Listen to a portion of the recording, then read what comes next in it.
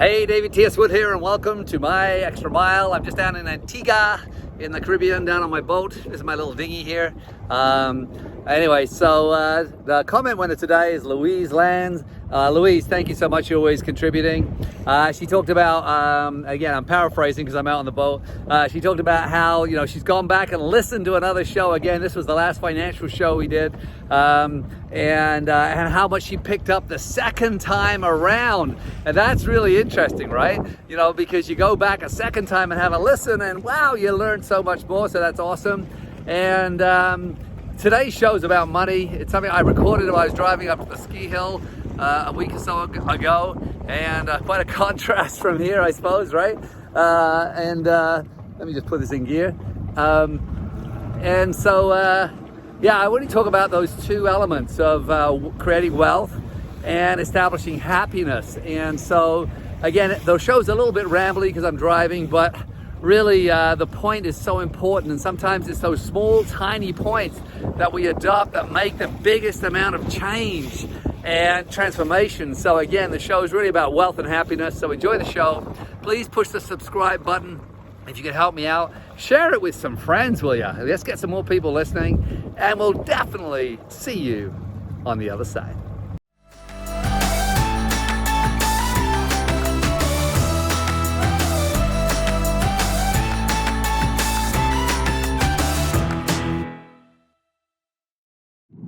Hey, David T.S. Wood here, and welcome to my extra mile. Just driving down from the ski hill now. I was skiing this morning. You'll probably see a little red glow on my face. I was wondering what I'd chat to you about. I love doing these shows when I'm driving, especially down this beautiful road. I find it very inspirational. And I thought I'd talk about money. I don't talk about money enough. But it's interesting that for someone who grew up in real poverty, and I say that because even by Western standards, I look at poverty through very different filters because I've traveled all through Africa. I've been into, Vanuatu and in the South Pacific and in India and places where, I'm going to raise my seat up a little bit so you can see me more, and places where, there is real poverty, poverty that most of you can't even understand. But by Western standards, the poverty that we had living in a condemned building, we had, four of us sharing 3 beds. So every third night, one of us would have to sleep with my mom. It was infested with vermin, mice and rats. One of the rooms was completely cordoned off because they had human feces smeared all over the walls. My sister had to carry a handkerchief up over her nose to be able to walk up the stairs because of the stench. So again, growing up and experiencing that as a young person, and I was probably 7 or 8 at the time, and then of course backpacking around the world for 10 years, living only out of a backpack, I wouldn't really call that poverty. That wasn't poverty at all because so many of my experiences were so rich. But I had nothing. I had no money, such a small amount of money, and really I was surviving. I ended up thriving, but financially it was really more survival because I was always having to work. I was always having to make money, and I was always having to make sure I had somewhere to live and something to eat. And of course, when I started in Canada, I was working I cleaned hotel rooms as a chambermaid. People are disgusting, by the way. I worked in a fish and chip shop. Then I worked as a dishwasher. And so, a lot of, and I was making $4 an hour as a wage. And so I really started in this country with nothing, no CV, no credit history, no nothing. And so to be as wealthy as I am today, I think I have earned the right to talk about money differently, maybe than some other people. There are people who teach on money and sell programs on money. I don't know how rich they are. What I know is most people don't tell the absolute truth about their finances or their relationships.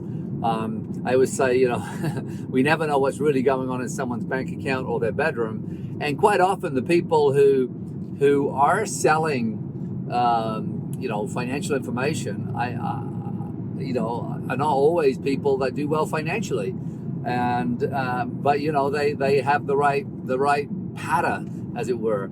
For me personally, when I look at wealth, I look at it on multiple levels. One is access to money. In other words, can I write a check today for $500,000? And yeah, I could do that.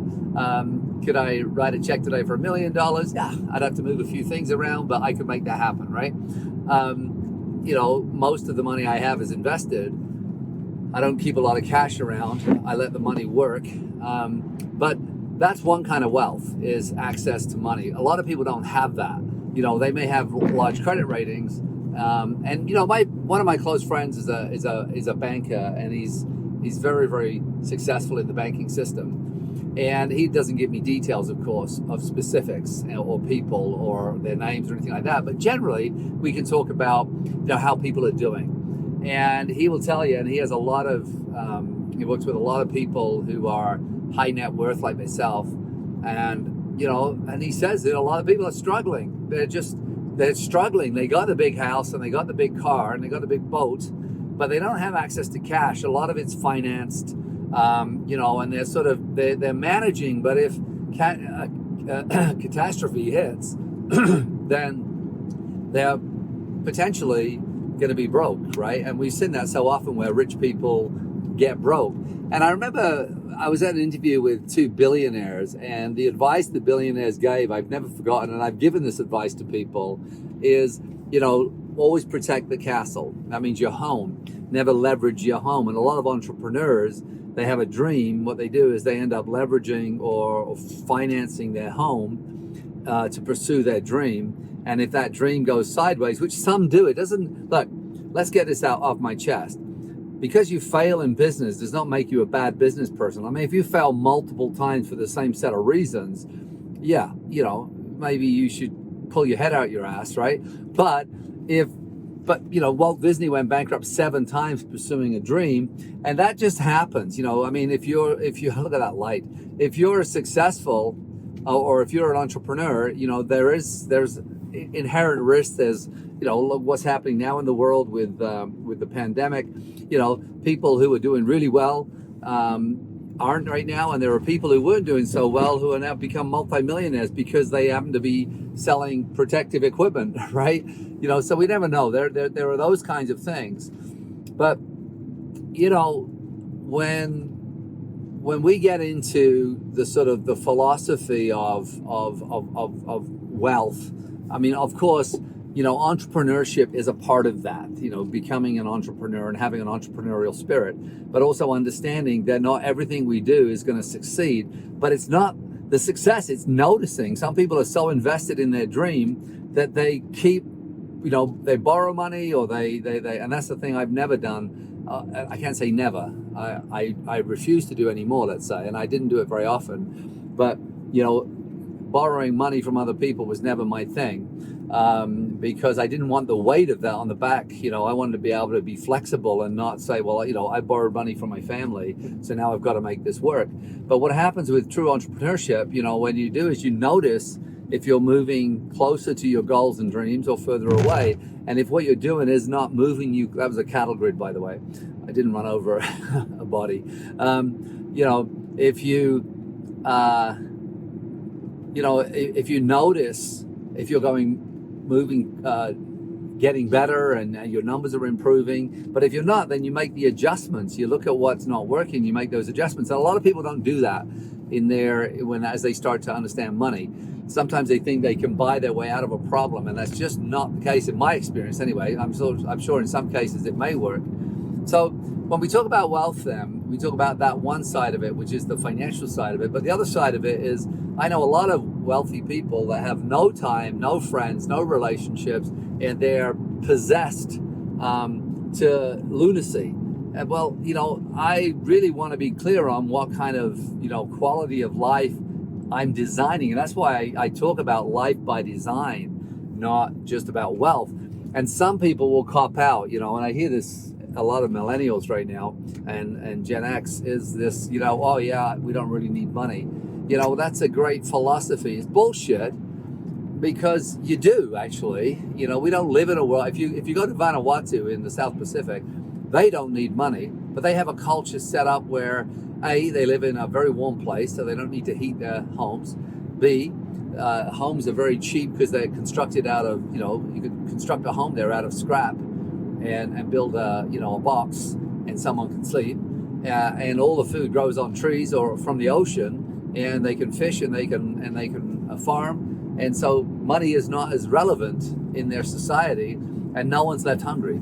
So everyone understands if someone's hungry or needs somewhere to sleep, they'll make that happen. So there are occasions where money isn't relevant. But in our society, in the Western society,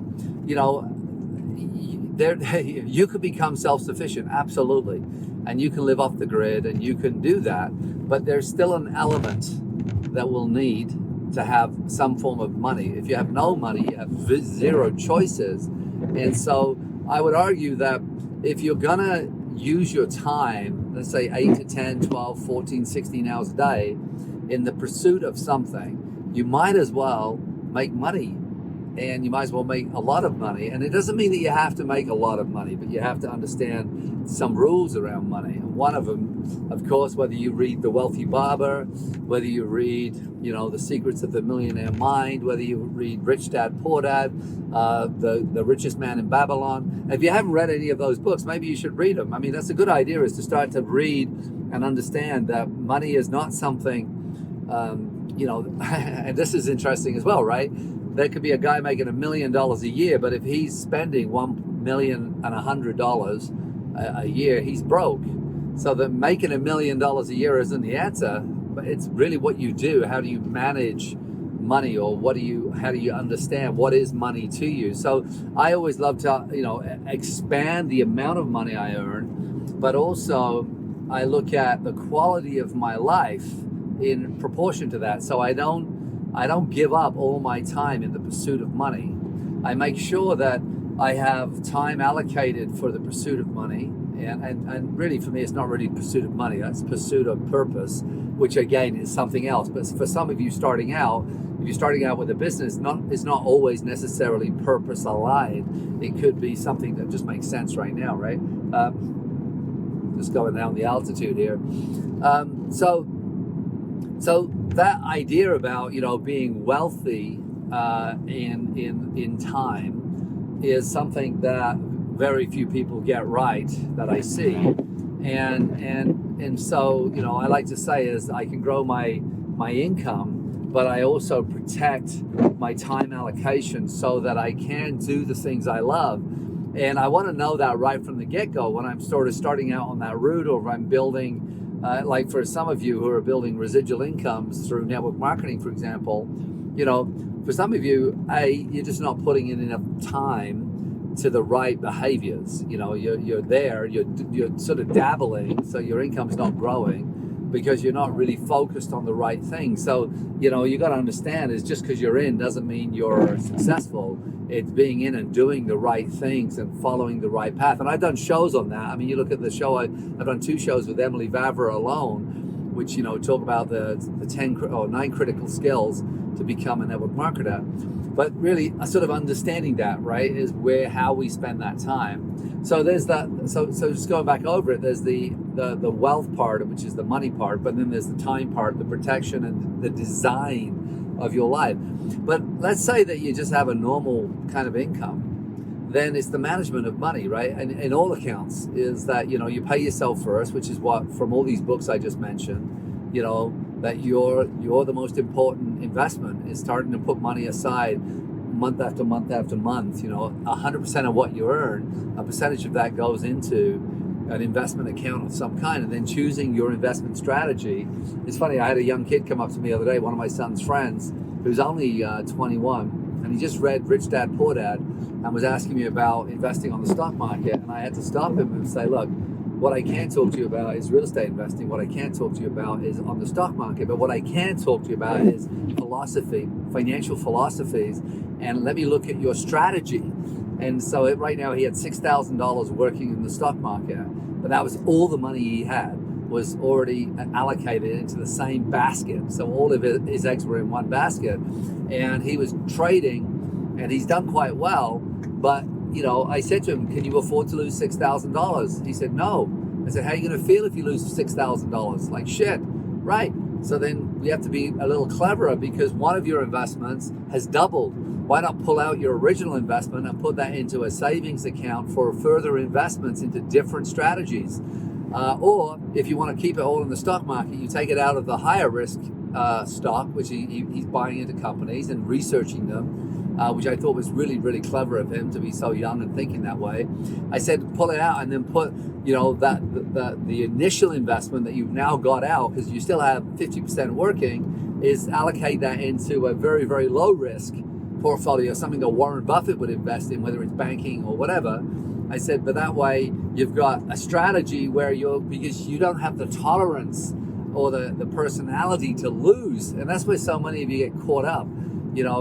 It's if we are going to eventually get our money working for us, which is really what we want to do. Our money wants to work hard, and we want to look at how do we make money. So are we an entrepreneur? Like if we're an employee, there's a cap. Well, that's fine. If you're making $60,000 a year, but you're only living off 30, and you're able to, or living off 40, and able to put aside 20, and some of that's going to be allocated to, if you own your house, or if it's, unforeseen things coming up. But a good percentage of that can go into your investment account, where over the next few years, you're going to start putting money aside, where you end up with $50, $60, $80, $100,000, and you can start making that money work for you. So it doesn't matter if you've got a fixed income. What matters is that your expenses, because what most of you do, if you make $60,000 a year, you live into 60. And most of you, actually, statistically, I just looked this up the other day with this young kid when he was talking to me. I said to him, look up how many, because he talks about not having a credit card. I said, well, that's okay, but I use credit cards differently. I never, ever, I always pay them off every single month, so I don't pay interest.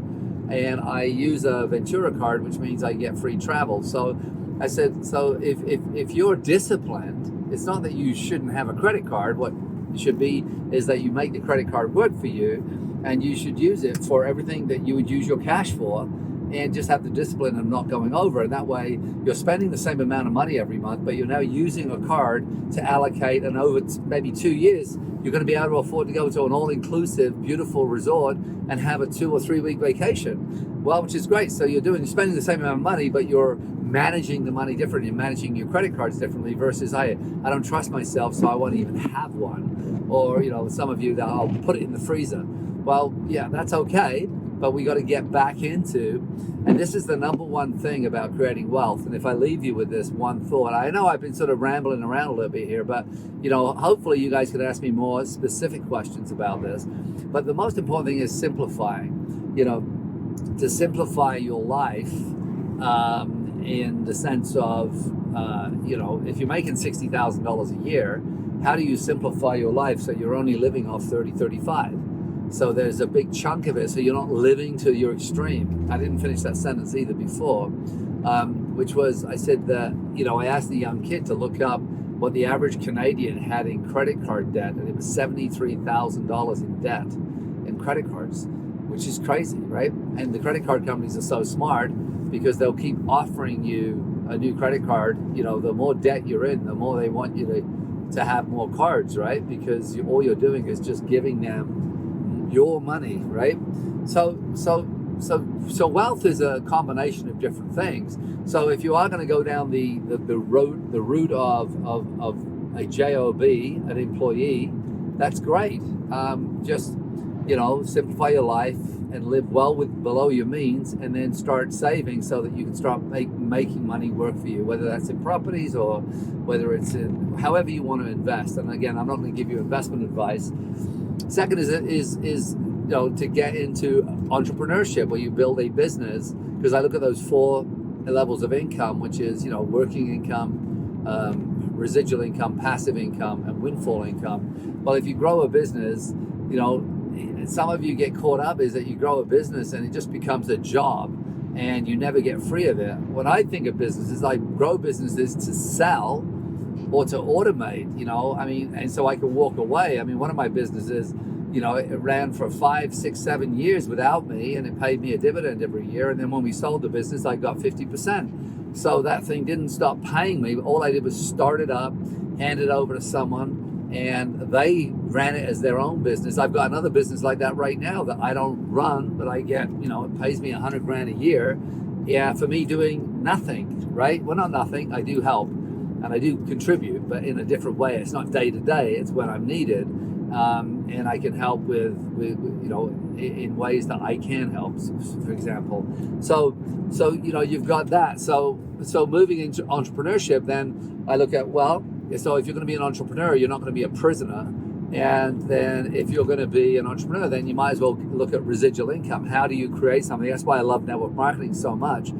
But again, if you're going to get into it, why not treat it like a real profession? And why not allocate the real time to do the real things consistently over 3, 5, 7, 10 years so that you could have the freedom you're looking for? But most won't. You get in there, you find it a little bit hard, or you get rejected a few times, and then you stop doing the things that will make you wealthy, and just sort of sit on the sideline and blame the company, or blame the products, or blame the compensation plan, or just drift away.